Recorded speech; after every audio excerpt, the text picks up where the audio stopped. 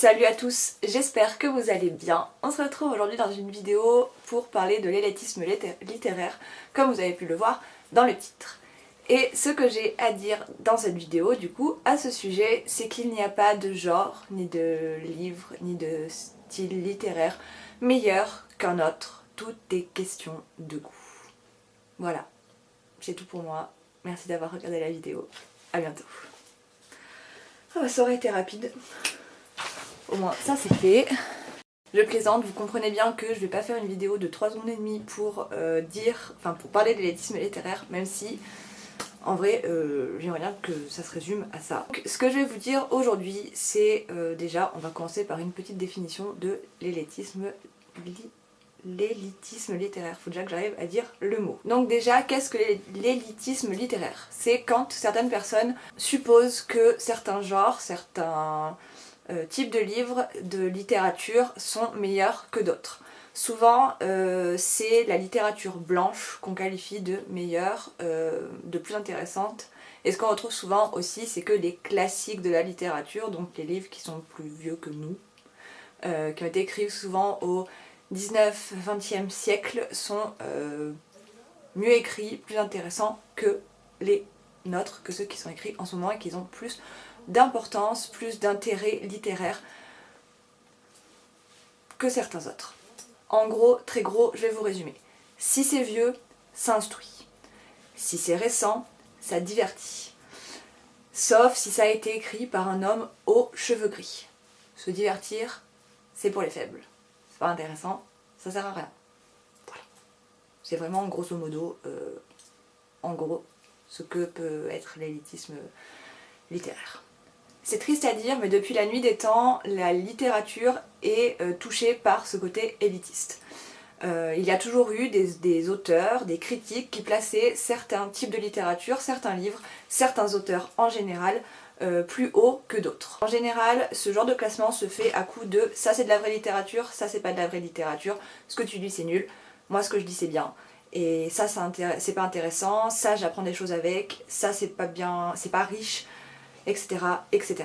Ce qu'il faut savoir aussi, c'est que la plupart des textes que nous on classifie de classiques à l'heure actuelle et qu'on étudie beaucoup en cours et que beaucoup ont tendance à louer et à utiliser pour faire des comparaisons, sont des textes qui à l'époque ont été très critiqués et très peu appréciés en fait, voilà, par la critique et qui étaient très très mal vus. Baudelaire avec Les Fleurs du Mal, Flaubert avec Madame de Bovary et Émile Zola avec L'Assommoir, au-delà d'avoir eu des très mauvaises critiques à l'époque, ont été jusqu'à être censurés à cause en fait, d'une catégorie de personnes qui ont décidé que non, leur texte n'était pas bon.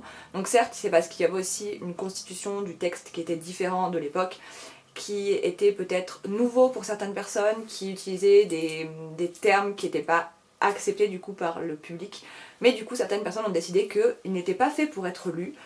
Et pourtant, ce sont des textes que nous connaissons tous plus ou moins puisqu'ils sont souvent utilisés par les profs de français au lycée et au collège, et voilà, qu'on nous rabat les oreilles avec ça, à apprendre à lire à travers les lignes de ce que ces auteurs ont voulu dire en nous disant que c'est des grands classiques, des grands auteurs, des personnes qu'il faut connaître.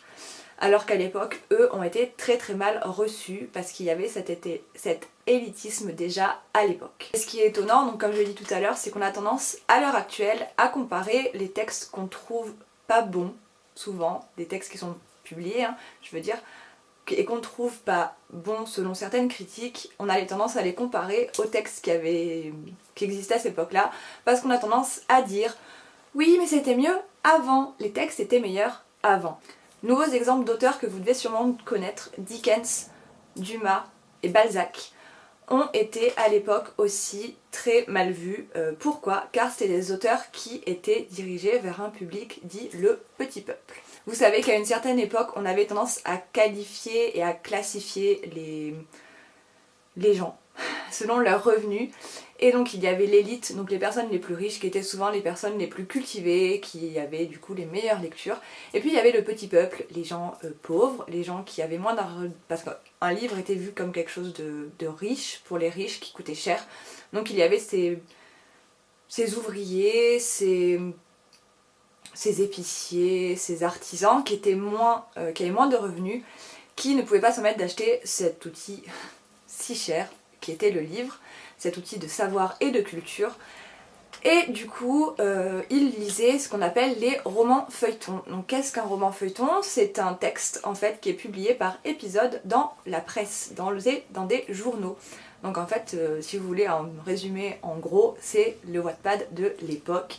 Sauf que bon, le Wattpad c'est pas sur la presse, mais en gros c'était des auteurs qui envoyaient leurs textes à un journal.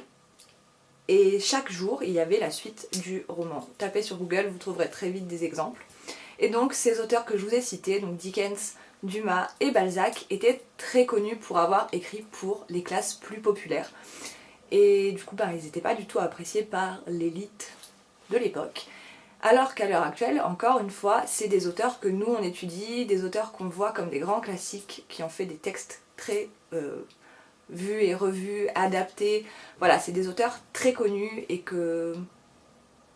qui sont acceptés maintenant du coup qui sont un peu vus comme l'élite un peu des auteurs, et c'est de la grande littérature alors qu'à l'époque pas tant que ça. Ce que je veux dire à travers ça, c'est que de tout temps on a collé des étiquettes à la littérature et aux gens, ce qui a créé du coup cet élitisme littéraire. Tu lis des textes par épisode dans un journal, tu dois vraiment être pauvre et manquer d'intelligence. Toi tu lis du roman de gare, franchement, tu te laisses guider par la société, tu lis que du commercial, instruis-toi un petit peu. Tu lis de la romance, tu es sûrement une ménagère de moins de 50 ans qui a une vie très très peu intéressante. Tu es adulte et tu lis du manga.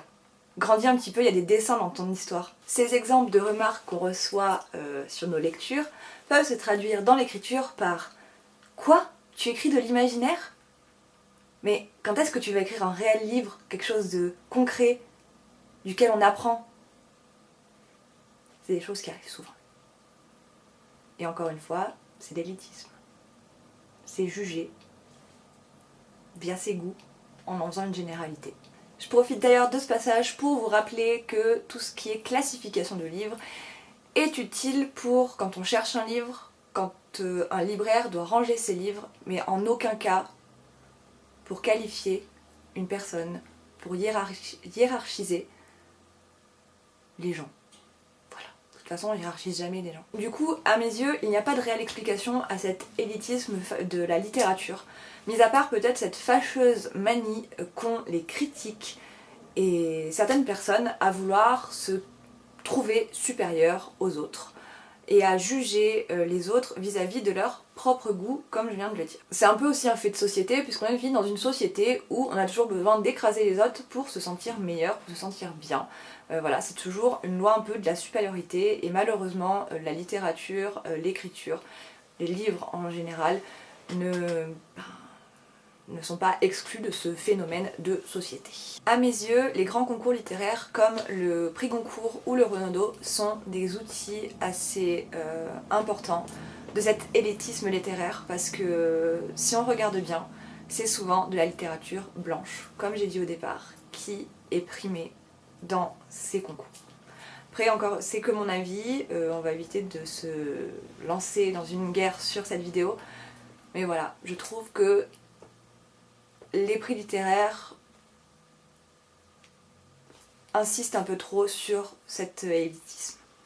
Une autre chose qui insiste un peu, c'est l'école. Et qu'est-ce que j'entends par là? C'est que tout à l'heure, je vous ai dit que tous les classiques qu'on étudie en cours sont des textes qui, voilà, à l'époque étaient mal vus, mais qui maintenant sont quand même, voilà, c'est des grands auteurs, c'est des auteurs qu'il faut connaître, etc., etc.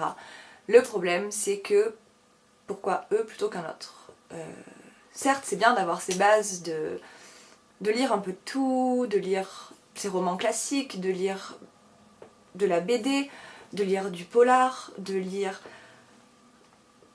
du polar en BD ou en roman, de lire des mangas, de lire des romans romances, de lire de l'imaginaire, voilà, enfin toucher à tout, c'est bien.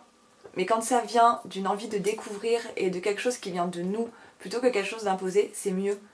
Je comprends pas pourquoi on veut pas, en fait, que plutôt qu'imposer une lecture, découvrir absolument ces classiques, découvrir cette littérature-là parce qu'elle est meilleure, qu'on dit pas juste lisez et découvrez ce que vous avez envie de découvrir.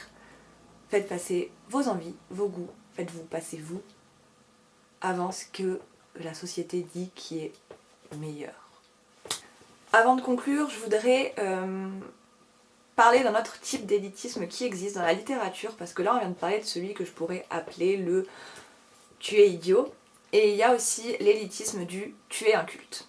Qu'est-ce que j'entends par là? C'est le genre de réflexion qu'on peut entendre du genre quoi? T'as pas lu Harry Potter? Mais dans quel monde tu vis? T'as gâché ta vie quoi. Ça, à mes yeux, c'est de l'élitisme. Genre c'est pas parce que toi tu as adoré Harry Potter que machin est obligé de l'avoir lu et de l'avoir adoré aussi. Il peut très bien avoir lu un autre livre, échanger avec toi sur ce sujet-là, vous allez apprendre chacun de vos connaissances, chacun de vos univers. Pourquoi pas, lui il va te donner envie de lire, je sais pas moi, un roman de science-fiction qu'il a lu, et peut-être que toi au bout d'un moment, plutôt que de lui imposer ton lis Harry Potter parce qu'il faut lire Harry Potter, peut-être que tu vas lui donner envie de lire en discutant avec lui. J'ai pris l'exemple d'Harry Potter, mais ça peut être le cas pour du Camus, pour n'importe quel manga, n'importe quel BD, n'importe quel comics. Voilà, si quelqu'un te dit quoi, t'as jamais lu un Marvel, ben t'as le droit de pas avoir lu un Marvel parce qu'on a chacun nos goûts, on a chacun nos différences et c'est ça qui fait notre richesse. Et justement, il vaut mieux échanger tout en étant bienveillant et en essayant d'apprendre les uns des autres, plutôt que voilà, de se tirer dans les pattes en se disant non mais il faut absolument que tu lises, si tu l'as pas lu c'est que t'as gâché ta vie. C'est idiot et c'est élitiste. Parce qu'on fait encore une fois passer nos goûts, notre point de vue, comme une généralité, et on n'est pas ouvert à ce qui peut se passer autour. Il faut qu'on grandisse ensemble les enfants. C'est comme ça que ça se passe. Qu'on apprenne les uns des autres.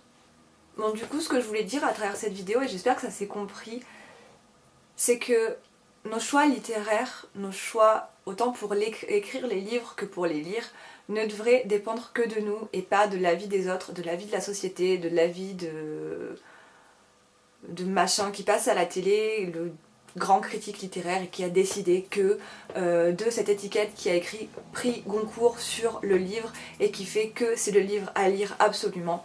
Ça devrait dépendre que de vous. Si vous trouvez voilà, ce prix Goncourt dans une librairie et que vous avez lu la 4e de couve et que vous vous dites bah en fait non ça me plaît pas, j'ai pas envie de le lire, lisez-le pas.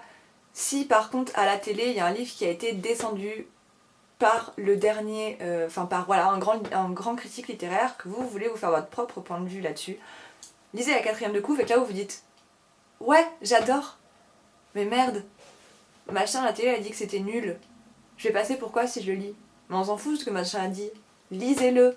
Votre avis ne devrait pas être aiguillé par celui d'un autre, lisez ce que vous avez envie de lire. Mais après ça marche aussi vice versa. Vous n'allez pas aller influencer la vie de quelqu'un d'autre de façon comme ça négative. Vous avez le droit de donner votre avis, vous avez le droit d'aider quelqu'un à choisir un roman, un livre qu'il veut lire en général, mais ne lui imposez pas votre avis et ne le jugez pas sur ce qu'il lit si c'est différent de ce que vous lisez. On lit pour nous, pas pour les autres, et on écrit pour nous, on écrit ce qu'on aime, on écrit ce qu'on veut.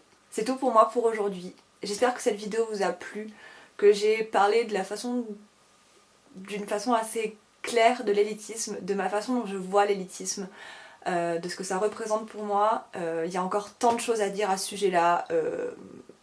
La littérature, c'est quelque chose qui est encore vu comme un loisir pour les personnes intellectuelles, voilà, c'est quelque chose pour les intelligents. On entend souvent « Ah, tu lis, t'es un télo ». Voilà, je trouve qu'il y a tellement de choses à dire à ce sujet-là. Il y a encore beaucoup de gens qui se comparent les uns les autres à cause de ça. Genre, moi j'ai lu tant de pages, toi t'es nul parce que t'en as lu moins que moi. Moi j'ai lu tant de livres à l'année, t'es nul parce que t'en as lu moins que moi. Voilà, il y a tellement de choses à dire là-dessus. Moi j'ai voulu parler de ces sujets-là aujourd'hui.